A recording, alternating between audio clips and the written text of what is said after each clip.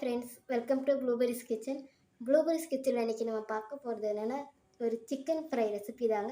அது இன்றைக்கி நம்ம புது விதமாக மசாலா ஒன்றுமே உதிராமல் ஒரு சிம்பிளான சிக்கன் ஃப்ரை ரெசிபி தாங்க. இப்போ வாங்க நம்ம வீடியோக்குள்ளே போகலாம். வீடியோக்குள்ளே போகிறதுக்கு முன்னாடி இப்போ தான் நீங்கள் ப்ளூபெரிஸ் கிச்சனை முறையாக பார்க்குறீங்கன்னா மறக்காமல் கொஞ்சம் சப்ஸ்கிரைப் பண்ணிக்கோங்க. இதில் இருக்கிற பெல் ஐக்கானையும் ப்ரெஸ் பண்ணிக்கோங்க.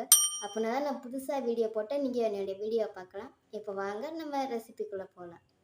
நான் இப்போ சிக்கன் வறுவலுக்கு 300 கிராம் அளவுக்கு சிக்கனை க்ளீன் பண்ணி எடுத்து வச்சுருக்கேங்க.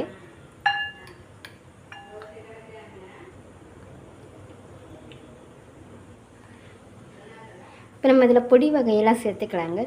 1/4 டீஸ்பூன் அளவுக்கு மஞ்சப்பொடி, 1 டீஸ்பூன் அளவுக்கு மிளகாப்பொடி, 1 டீஸ்பூன் அளவுக்கு மல்லிப்பொடி, கலருக்காக கொஞ்சம் காஷ்மீர் சில்லி பவுடர் நான் எடுத்திருக்கேன்.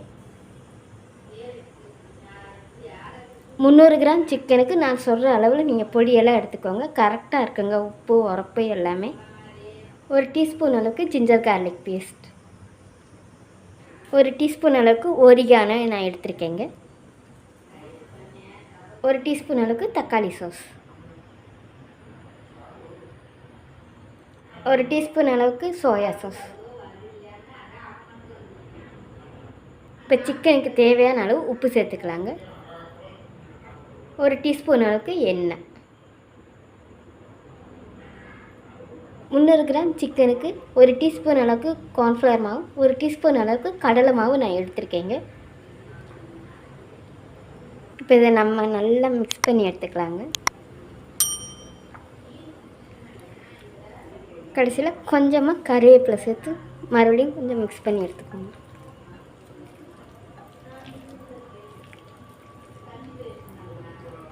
இந்த மாதிரி நல்லா மிக்ஸ் பண்ணி எடுத்துக்கோங்க. சிக்கனுக்குள்ளெல்லாம் மசாலாலாம் இந்த மாதிரி நல்லா அப்ளை பண்ணி கொடுத்துக்கோங்க.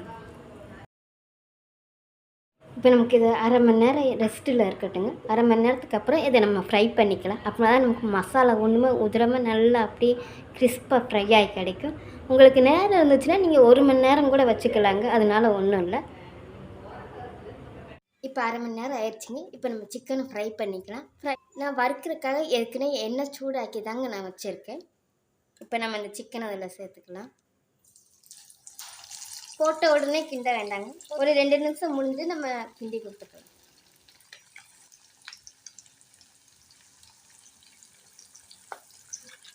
கொஞ்சம் மிதமான தீயில வச்சு நம்ம இதை கொஞ்சம் ஃப்ரை பண்ணி எடுத்துக்கலாங்க. இப்போ 2 நிமிஷம் ஆயிடுச்சுங்க. இப்போ நம்ம இதை மெதுவாக திருப்பி கொடுத்துக்கலாம்.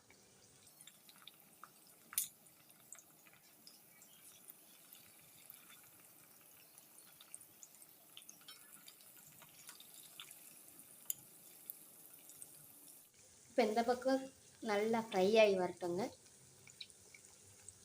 பாருங்கள் ஃப்ரெண்ட்ஸ், நமக்கு இப்போ இது நல்லா ஃப்ரை ஆகி வந்துடுச்சு.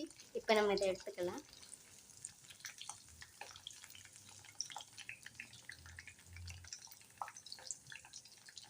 பாருங்கள் ஃப்ரெண்ட்ஸ், நான் இப்போ சிக்கனை ஃப்ரை பண்ணி எடுத்துருக்கேன். மசாலா ஒன்றுமே உதறாமல் ஒரு புது விதமான ஒரு சிக்கன் ஃப்ரை ரெசிபி தாங்க இன்றைக்கி நம்ம வீடியோவில் பார்த்துருக்கோம். இந்த ரெசிபி உங்களுக்கு பிடிச்சிருக்குன்னு நினைக்கிறேன்.